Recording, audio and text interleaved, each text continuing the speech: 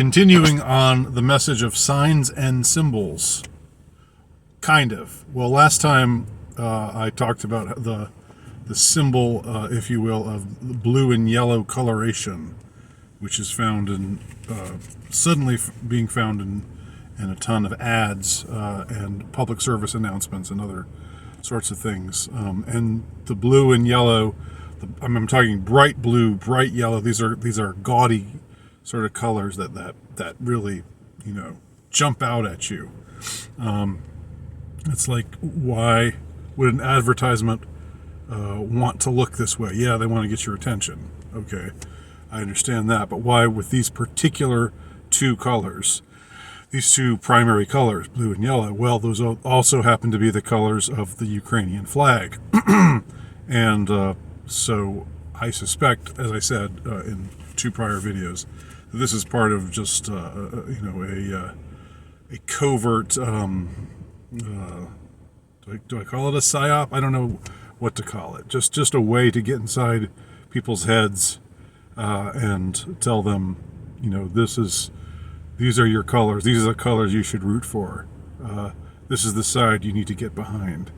In addition to, the Western press bombarding us every day with, Putin bad, Putin bad, Putin bad, all the time, which is a little bit less subtle.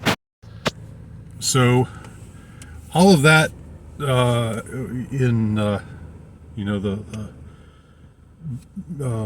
being kept in mind. Now the new thing is, it's pretty hilarious actually. The New York Times has been accused of putting a swastika in their crossword puzzle. I'm serious. And I would show you the picture, but I don't have it in front of me. As you can see, I'm behind the wheel of my car. I'm actually in a drive-through right now, getting my daily dose of iced tea from Mickey D's. So I'll link to it. I'll link to the story. But yeah, you look at it, and it's very clearly a swastika that gets formed, in the style of the crossword puzzle, in white outline with a black background. It's not subtle at all, and a lot of people saw it, and a lot of people are fuming over it. And are offended by it. The New York Times has said, no, you're all mistaken. It's just a normal pattern or a design that happens to sort of resemble a swastika, but it's just one of those things that you basically don't believe your lying eyes. That's not what's really going on here. So the question then becomes, why would the New York Times, if this was intentional, if their asinine attempt to cover their asses is indeed unfounded, then why did they do this? Why did they put the swastika in their crossword puzzle? Was it a covert way of trying to get people exercised again, since we've got this anti-Semitism is on the rise kind of alarmism happening right now. Got Kanye, one of the biggest music stars of the last decade, with 2 decades full of hits. Suddenly, a pronounced and avowed anti-Semite and presidential candidate. Whether that's whatever we think of the truth of that, or what Kanye is really up to. Anyway, he's making a lot of waves, he's getting a lot of attention.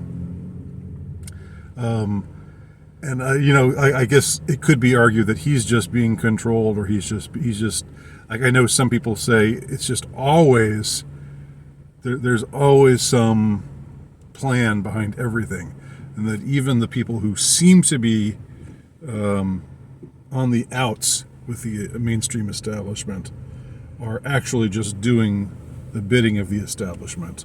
Of course, there's no way to prove or disprove that.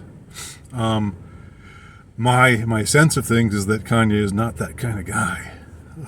My sense is that he's, as somebody said of him, he's not out of control. He's out of their control.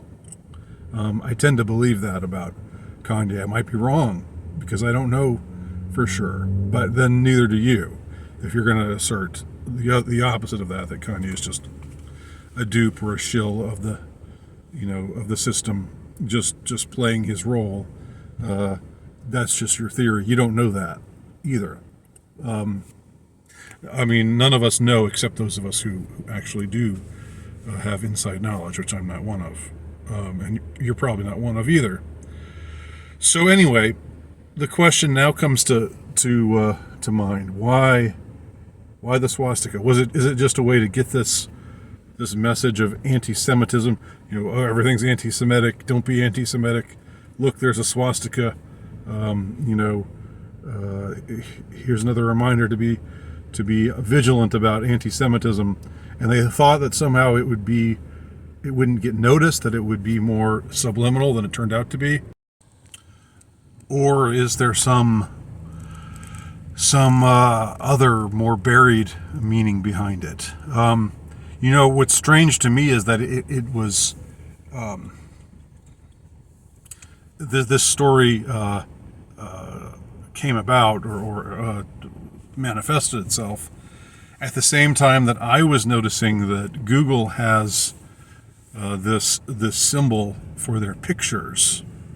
Google Pictures. If you've got Google installed in your phone, which I wish I didn't. I don't want them there. I don't want them anywhere. But it seems like it's part of the deal when you get a smartphone. So, until I, just crush my my smartphone underneath my feet, crush it with the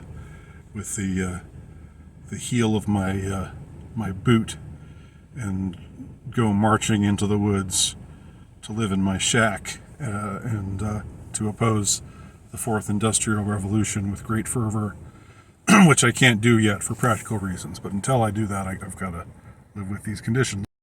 But in any case, they have a symbol for like Google Pictures on your phone, and it's what looks like a cross. It's 4 different colors, each one going up, one going down, one going left, one going right.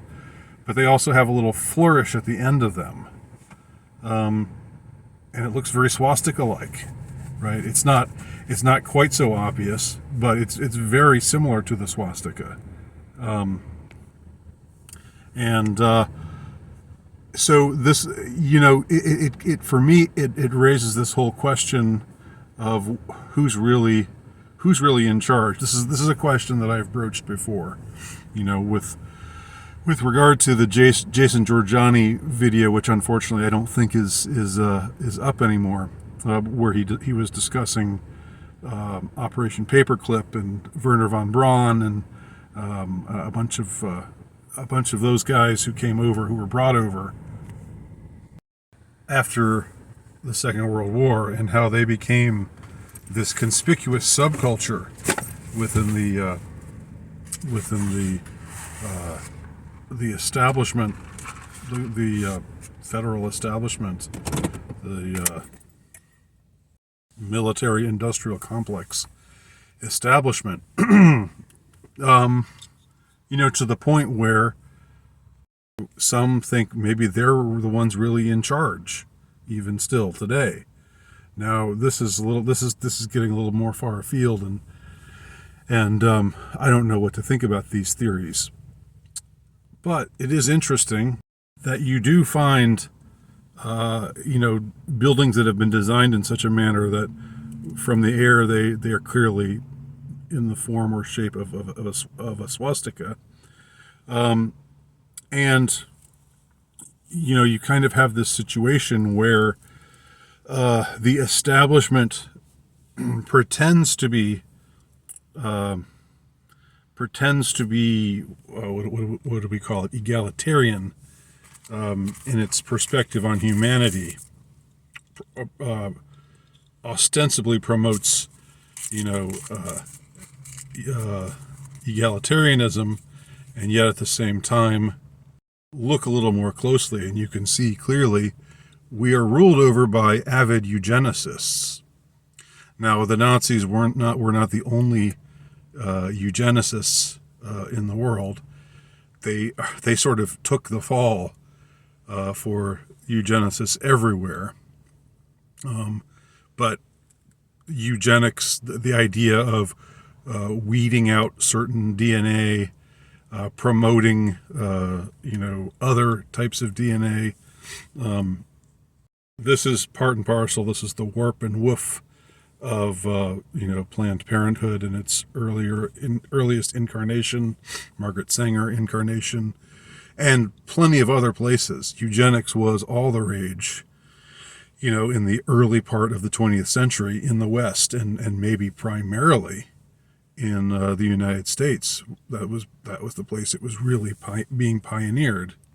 So these are just some thoughts that come to mind in trying to determine just what is going on with this, the New York Times swastika and what it represents. These are some thoughts that I'm having. Let me know what your thoughts are below. Thanks for watching.